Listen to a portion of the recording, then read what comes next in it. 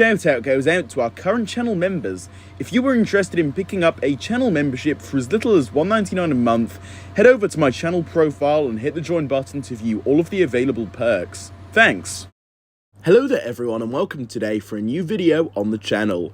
In this video we are going to be discussing and going over a really cool new piece of Ninjago trivia, you could say, that was recently revealed courtesy of Tommy Andreasen himself. Now, just to get straight into things with this video, now, the Vengestone Buyer. Obviously, the Buyer has been a staple piece of the Ninjago plot and story overall for almost 3 years at this point. Coming up, it's around 2.5 years currently, so another 6 months or so, and it would have been exactly 3 years, which is kind of crazy to think about. But that's besides the point here. Ever since the Buyer was first mentioned back in Season 13, otherwise known as Master of the Mountain, it has been speculated on literally constantly, and we have wondered who this mysterious Vengestone Buyer actually is. Seriously, I do mean constantly. Check back on pretty much any Ninjago YouTuber's videos, and you are going to find all kinds of different videos regarding the Vengestone Buyer, whether that's just overall topics surrounding it or different theories. It's been a pretty wild ride. But with Crystalized, of course, we finally found out who was behind the Vengestone purchasing, that being, obviously, Harumi, and ultimately the Overlord in a way, as I guess you could kind of say that he was funding it, in a way.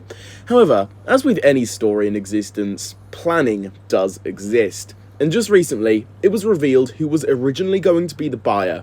Well, kind of. More accurately, it was an old idea Tommy Andreasen himself had in the back of his mind when planning things for the show, but with the events of Season 13, things naturally led to there just being a buyer for the Vengestone. They just didn't know who this particular buyer was going to be, but they knew there was a buyer and that something would have to basically happen in order to come up with an identity of the buyer. Bragi, which is another writer for Ninjago who stepped in around Season 11 time, I believe, basically Bragi actually came up with around 5 different ideas. Harumi being one of those ideas for the Vengestone Buyer and the identity behind this mysterious figure as a fantasy idea, quote unquote there. But here's where the main portion of this video actually does come into play. An idea Tommy Andreasen had was the following. I'm going to read this out now for all of you. So it says here, old idea Tommy had. Pythor has always been there, just invisible. Took that idea but used it on Harumi instead. And wow, that is really interesting. Now, I'm just going to get straight into this and give my thoughts and just overall opinions on this. So, to put it bluntly, I do like this idea. A lot, actually, for a few reasons. First of all, I think it does flow quite well. Instead of resurrecting a dead character, a character with a complete, finalized ending, obviously Harumi, they took an alive character with an already existing ability that we knew about, obviously in this instance being Pythor's invisibility.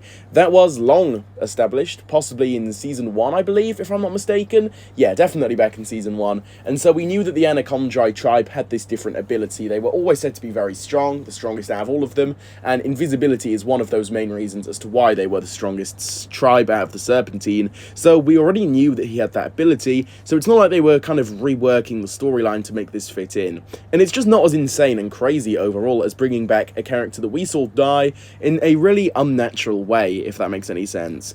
But I think this actually does work really well, and it just makes so much sense. Pythor definitely also has a history with the Overlord and working for him, so it would definitely make sense in a way to basically have him team up with the Overlord once again to, you know, kind of take over Ninjago and bring peace in the dark, as the Overlord says.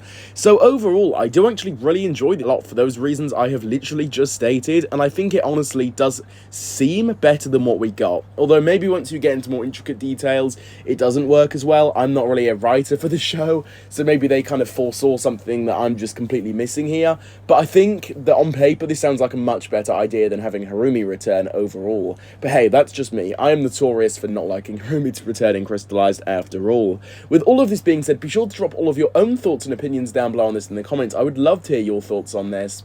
If you enjoyed today's video here, be sure to leave a like on it, subscribe for more, and hit that notification bell so that you can be the first to view my new videos whenever I do post them. With all of this being said though, I will see you all very soon for my next one.